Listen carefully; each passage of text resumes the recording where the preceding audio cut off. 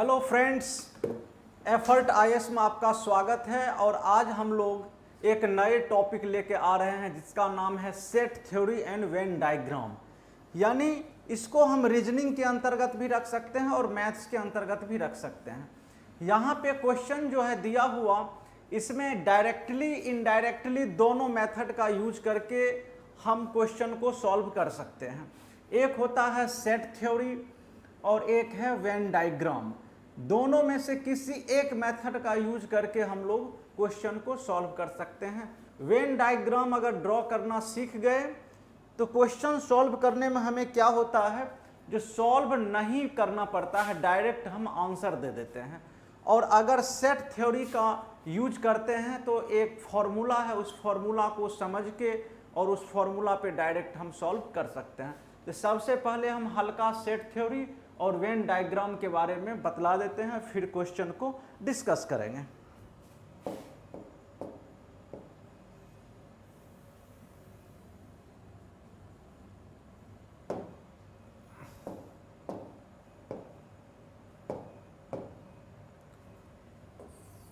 जैसे यहां पे है सेट, ये दिया हुआ है। सेट क्या है? समुच्चय, हिंदी में इसको बोलते हैं समुच्चय। समुच्चय, हालांकि ये टॉपिक है आपका क्लास 11th का है, सेट थ्योरी है, जिसमें हम क्या करते हैं, ऑब्जेक्ट्स हो, एलिमेंट्स हो, नंबर हो, उसका एक सेट होता है, एक ग्रुप होता है, सिस्टेमेटिक ग्रुप होता है। अब जैसे हम इसको a इक्वल्स टू नंबर ले लिया, 1 2 3 4 5 यहां तक ले लिया। और एक हो गया हमारा, अगर b ले लिया यहीं पे 1 2 3 डॉट डॉट डॉट डॉट, और यहाँ पे n ले लिया। तो यहाँ पे देख रहे हैं कि a में कितने एलिमेंट्स हैं। तो a में हमारा 1 से लेके 5 तक है, और b कहाँ से स्टार्ट हो रहा है, तो b हो रहा है 1 से लेके n तक। यानी ये n नेचुरल नंबर है, यानी नेचुरल नंबर का ये एक सेट दिया हुआ है। और ये क्या है, नेचुरल नंबर तो है लेकिन 1 से लेके 5 तक दिया हुआ है। एक सिंबल होता है a यूनियन b, इस सिंबल को हम बोलते हैं यूनियन। क्या बोलते हैं इसको? यूनियन। जो a में भी हो और b में भी हो, और उस दोनों को हम क्या करते हैं, यूनाइट कर देते हैं, दोनों को मिला देते हैं। और दोनों को मिलाने से जो एलिमेंट्स का सेट बनता है उसी को हम क्या बोलते हैं, a यूनियन b बोलते हैं। और ये a यूनियन b जो है दिया हुआ, इसमें क्या आ जाएगा, तो 1 2 3 4 5 6 डॉट डॉट डॉट n, ये आ जाएगा। ध्यान ये रखना है, जब हम a यूनियन b लेते हैं तो उसमें जो टर्म्स दोनों में कॉमन हो उसको 2 बार नहीं लेते हैं। जैसे यहाँ पे दिया हुआ है 1 2 3 4 5, और b में भी दिया हुआ है 1 2 3 4 और डॉट डॉट n। तो यहाँ पे 1 से लेके 5 तक a में भी है और 1 से लेके 5 तक b में भी है। तो इसको हमें 2 बार नहीं लेना होता है, एक ही बार लेना होता है। यद्यपि 1 से लेके 5 तक यहाँ भी है और 1 से लेके 5 तक यहाँ भी है एक। और यहीं पे अगर नंबर की बात करेंगे तो n a यूनियन b क्या हो जाएगा, यानी number of elements in set a union b। u का मतलब यूनियन होता है, ये हो जाएगा n हो जाएगा। यानी टोटल कितना है आपका, n है। यहाँ पे नंबर, टोटल नंबर कितना है, n है। यहीं पे a intersection b, a intersection b, a intersection b का मतलब होता है जो दोनों में मौजूद हो, यानी a में भी मौजूद हो और b में भी मौजूद हो, दोनों में हो। तो यहाँ पे ऐसे कितने हैं, तो 1 2 3 4 5 ये दिया हुआ। और जब हम n a इंटरसेक्शन b का यूज करेंगे तो ये कितना हो जाएगा, 5 हो जाएगा। a इंटरसेक्शन b क्या हो जाएगा हमारा, 5 हो जाएगा। और यहाँ पे a इंटरसेक्शन b तो एग्जैक्ट हम वैल्यू लिखते हैं सेट के फॉर्म में, और n a इंटरसेक्शन b का मतलब हुआ number of elements in a intersection b, यानी जो दोनों में मौजूद हो, a और b में दोनों में मौजूद हो। सिर्फ अगर हम NA की बात करें, NA तो यहाँ पे number of elements in set ए ये कितना है 5, और एन बी की बात करें सिर्फ तो ये कितना है n है, यहाँ पे n दिया हुआ है। तो ये हमारा एक लिखने का क्या हो गया, तरीका हो गया। इसी में एक फॉर्मूला है हमारा, बहुत ही इंपॉर्टेंट फॉर्मूला होता है, जे n A union B equals to n A plus n B minus n A intersection B. ये बहुत इंपॉर्टेंट फॉर्मूला है ये। इसी को वेन डायग्राम में अगर रिप्रेजेंट करते हैं यहाँ पे, तो ये है ए और ये है बी, ये ए है और ये क्या है, बी है, और ये जो हमारा है ये सेक्शन ये दोनों में है, ये क्या है, दोनों में है, यानी ए और बी दोनों है, और ये सिर्फ ए है और ये सिर्फ बी है। ये क्या है, सिर्फ ए, दिस इज ओनली ए, ये है ओनली ए, और ये है आपका ओनली बी, और ये जो है ये वाला पार्ट ये है ए एंड बी बोथ है, और ये जो एक्स्ट्रा है ये एक्स्ट्रा भी हो सकता है जो बाहर है, जो ए और बी दोनों में से किसी में भी ना है, ए और बी दोनों में से किसी में भी ना हो, तो उसके लिए ये हो गया। तो इस टाइप के डायग्राम को किसके द्वारा दिया गया है, तो वेन नामक मैथमेटिशियन के द्वारा दिया गया, इसलिए इसको हम क्या बोलते हैं, वेन डायग्राम बोलते हैं। ये बहुत ही इंपॉर्टेंट है। अब ए के जगह पे हम हिंदी बोलने वालों की संख्या, बी के जगह पे इंग्लिश बोलने वालों की संख्या, ए यूनियन बी का मतलब या तो हिंदी बोल रहा है या इंग्लिश बोल रहा है, और यहाँ पे ए या तो हिंदी बोल रहा है या इंग्लिश बोल रहा है, और यहाँ पे ए इंटरसेक्शन बी का मतलब हुआ हिंदी और इंग्लिश दोनों बोलने वालों की संख्या। ये एक फॉर्मूला को हमें समझना है, ए और बी क्वेश्चन सॉल्व करेंगे तो और ज़्यादा क्लियर होगा। और ये है हमारा वेन डायग्राम। 3 के लिए भी कई बार आ जाता है। 3 के लिए जो हमारा वेन डायग्राम है, जैसे ये टोटल, ये जो साइन है ये हमारा ये यूनिवर्सल सेट है, इसको हम बोलते हैं यूनिवर्सल सेट। यूनिवर्सल सेट का मतलब हुआ जितने भी दिए गए सेट हैं अलग अलग क्वेश्चन में कंडीशन के हिसाब से, जिस सारा एलिमेंट्स जो है, सारा जो वैल्यू है वो यूनिवर्सल सेट में ही आएगा। जैसे पूरे पृथ्वी पे जो है जितने भी लोग हैं इस धरती पे, सब इसी धरती पे है, भले ही कंट्री अलग अलग है, फिर कंट्री के अंदर स्टेट्स बना हुआ है, स्टेट्स के अंदर डिस्ट्रिक्ट बना हुआ है, लेकिन ओवरऑल देखेंगे तो ये अर्थ जो है ये सारे कंट्री, सारे स्टेट्स के लिए क्या हो गया, यूनिवर्सल सेट हो गया। तो ऐसे ही ये पूरा दे दिया गया है। अब यहाँ पे हम देखते हैं, जो एक है हमारा ए, दूसरा है हमारा बी,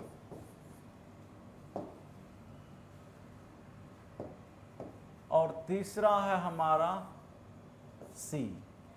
अब यहाँ पे देखना है जो ए इंटरसेक्स ये है सी, ध्यान से देखेंगे तो तीनों में कौन सा है, ये जो है, ये जो पार्ट है ये क्या है, तीनों में है, यानी ए में भी है, बी में भी है, और क्या है, सी में भी। A intersection B intersection C, ये तीनों है, ये A intersection B intersection C, ये तीनों को रिप्रेजेंट कर रहा है। सिर्फ हम यहां तक लें, अगर ये ऐसे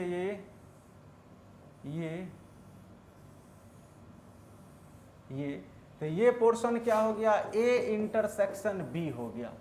अगर सिर्फ हम ये ले लें, ये तो ये हो गया ए इंटरसेक्शन सी, और B intersection C, B intersection C, A intersection B, और ए इंटरसेक्शन सी के लिए ये लेना होगा ये, और जो तीनों में है वो क्या हो गया हमारा, ये हो गया, जो क्या है तीनों में है, और ये एक्स्ट्रा हो गया आपका। लेकिन मेनली हमको 2 पे ही काम करना, 3 पे भी आ जाएगा समझ में। कुछ क्वेश्चन देखते हैं। इसके बाद हमें क्लियर हो जाएगा।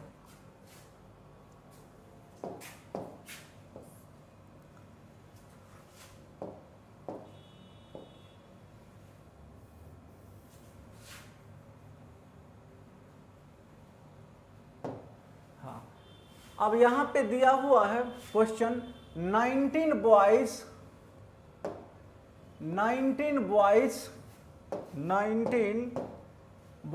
out of playing turn out for playing hockey. Of these 11 wearing hockey shirts and 12 are wearing hockey pants. There are no boys without shirts or pants जो नहीं पहने हुए। What is the number of boys wearing full uniform? यहाँ पे दिया गया है 19 है टोटल। टोटल कितना है? हॉकी खेलने वाले, एक हॉकी खेलने के लिए 19 लड़के आए हैं, यानी 19 टोटल है जो हॉकी खेलने के लिए आया हुआ है। उनमें से कुछ बच्चे ये हैं, प्लेयर ये हैं, 11 ऐसे हैं जो हॉकी वाला शर्ट्स और 14 ऐसे हैं जो हॉकी का पैंट पहना हुआ है। एक शर्ट पहने हुए है, एक पैंट पहने हुए है, लेकिन दोनों प्लेयर जो है वो क्या हॉकी खेलने वाला ही है। तो यहाँ पे ऐसा कोई भी नहीं है जो दोनों में से कुछ ना पहना हो, यानी कुछ न कुछ पहना हुआ है ही। हमें क्या पूछ रहा है, जो what is the number of boys wearing full uniform, ऐसे कितने हैं जो पूरा पहने हुए हैं। पूरा पहने का मतलब शर्ट भी पहने हुए हैं, ऊपर भी पहने हुए हैं और नीचे भी पहने हुए हैं, यानी हॉकी शर्ट्स भी पहने हुए हैं और हॉकी पैंट्स भी पहने हुए हैं। तो यहाँ पे टोटल प्लेयर कितना है, यानी दोनों। तो n अगर यहाँ पे दे दिया जाए, जो दोनों पहने हुए शर्ट के लिए S लिखा जाए और पैंट के लिए P, टोटल यानी जो दोनों में से कोई एक पहने हुए है, तो ये कितना है यहाँ पे दिया हुआ 19, ये कितना है 19। और जो शर्ट पहने हुए है S, वो कितना दिया हुआ है 11। और जो पैंट पहने हुए है वो कितना दिया हुआ है 14। और हमें निकालना क्या है, जो दोनों फुल यूनिफॉर्म में है। तो फुल यूनिफॉर्म का मतलब हुआ जो N शर्ट इंटरसेक्शन पैंट, जो दोनों पहना हुआ, जो दोनों पहने हुए हो, यानी ऊपर भी और नीचे भी। तो इसके लिए फॉर्मूला क्या हो गया हमारा, N S union P equals to NS plus NP minus NS intersection P, यही हमें निकालना है। S इंटरसेक्शन P ये निकालना है हमें, ये फॉर्मूला हो गया। अब ये बराबर कितना दिया हुआ है 19, NS कितना है 11 और ये कितना दिया हुआ है 14, और ये हमें निकालना है, इसको मान लिया x। तो 19 इक्वल्स टू 25 माइनस x, इसलिए x इक्वल्स टू x इधर ट्रांसफर हो गया।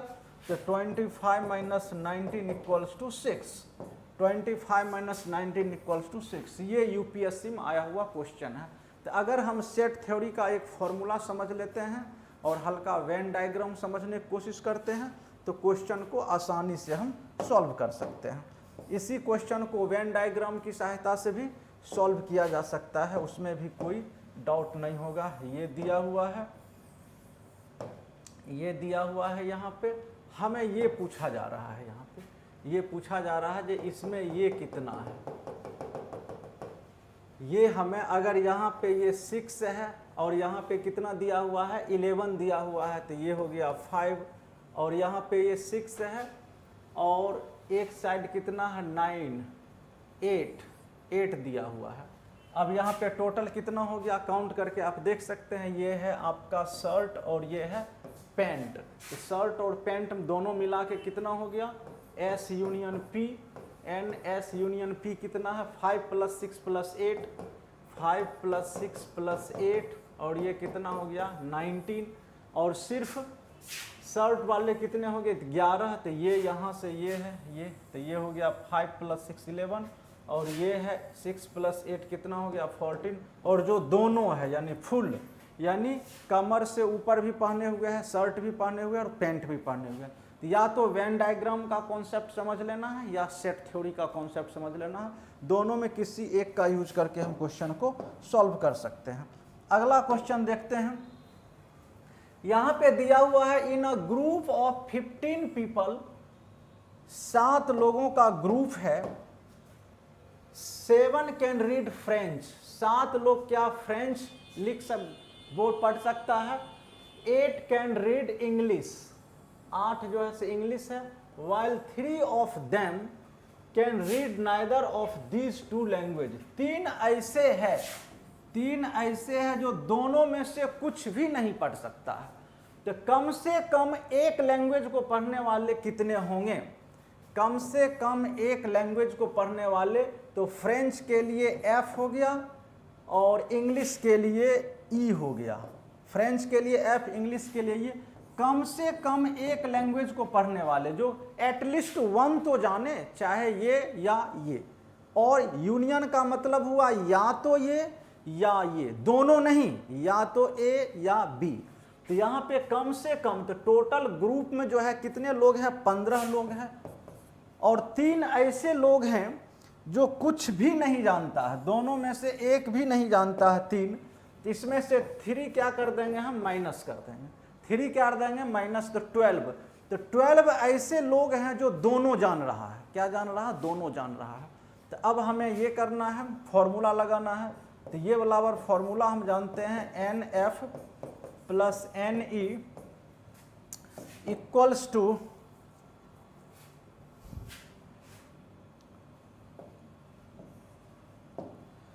Minus NF union E equals to NF plus NE minus NF intersection E, यानी फ्रेंच और इंग्लिश दोनों बोलने वाले। और ये कितना हो गया? 12 हो गया।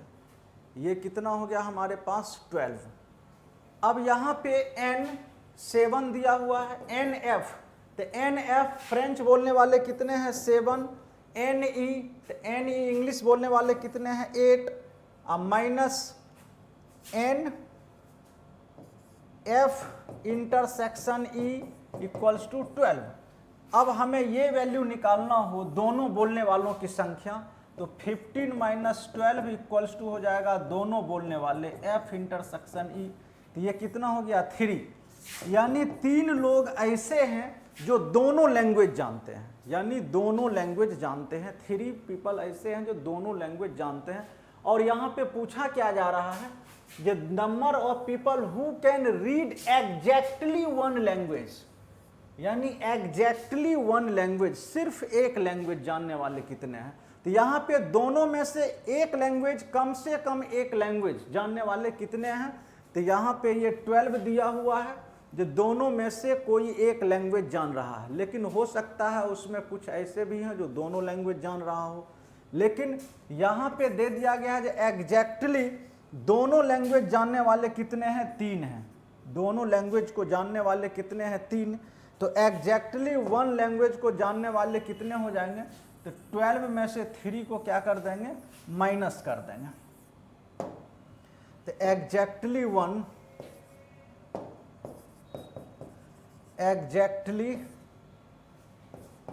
1 लैंग्वेज, पीपल स्पीकिंग 1 लैंग्वेज, तो 12 माइनस 3 इक्वल्स टू कितना हो जाएगा? 9। ये 9 ऑप्शन हो जाएगा। तो हम लोग सेट थ्योरी की मदद से क्वेश्चन को बहुत ही आसान तरीके से सॉल्व कर सकते हैं। इसमें वेन डायग्राम का भी इस्तेमाल कर सकते हैं, सेट थ्योरी दोनों का इस्तेमाल कर सकते हैं। अगली क्लास में हो सकता है 1-2 क्वेश्चन और हो, या कुछ क्वेश्चन हम मॉडल टेस्ट टाइप का एक और क्लास लेंगे, जिससे कि क्लियर हो जाए जो वेन डायग्राम और सेट थ्योरी से रिलेटेड अगर क्वेश्चन आ रहा है, दोनों मेथड से सॉल्व की जा सकती है। वेन डायग्राम और वेन डायग्राम का तो यूज इतना होगा जो रीजनिंग में भी क्वेश्चन ये आएगा इस टाइप का, और उसको हम सॉल्व कर लेंगे। तो आज के लिए क्लास को यहीं पे एंड करते हैं। ओके, बाय, जय हिंद।